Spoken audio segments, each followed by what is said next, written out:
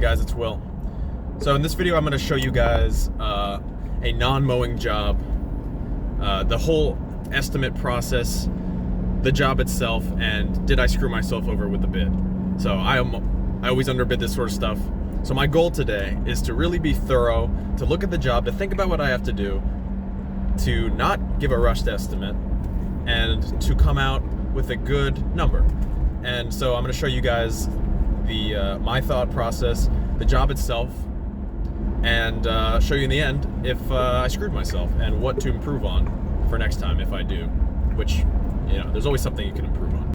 So watch this video and let's see if we can both work on this together and get better at this, guys. All right, so I just took a look at the property. I met the owner. I have a general number in my head, but it's not totally filled out yet. So I'm gonna go home, think about it, and then come up with a better number. And I'm gonna put some footage here of the property before I start. And think in your head, what would I charge for this? Think about the number, and then I'll tell you my number, and then I'll show you the completed job, and then we'll see how we did.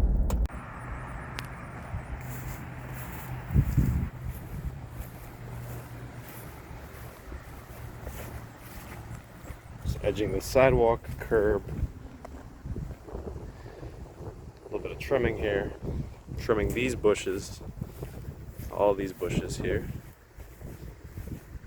all these, these,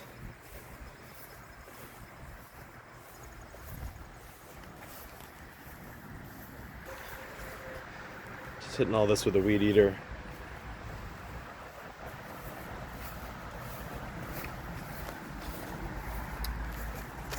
Weed eating around here, and I'm going to take everything off here and just hit it with a weed eater to get it down to the stone. Weed eating here, around the shed, back here, cutting this down, putting it in the customer's lawn waste bag, trimming, trimming, trimming.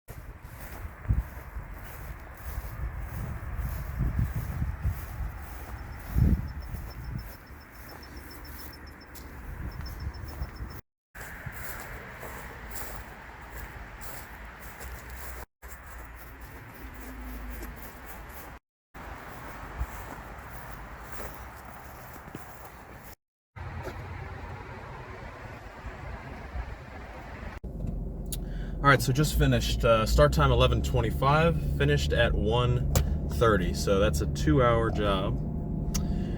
My final price was $95. And all right, let's start with the negatives because we always like to end on a good note. So negative, I did underbid. There were a couple things I didn't account for. There was a little more like clipping that was necessary because some things that I thought were weeds I didn't look super closely, and they were small trees that needed to be clipped with the pruners. So then I had to put them in a bag, so it took a little more time. Overall, I try to shoot when I'm actually working for like 60 to 70 an hour, which is like, oh, you know, you tell people who don't do lawn care that, they're like, oh my God, you're ripping people off. But, you know, we have a lot of expenses. But, so yeah, those negatives, I did not really account for that. So I missed my goal.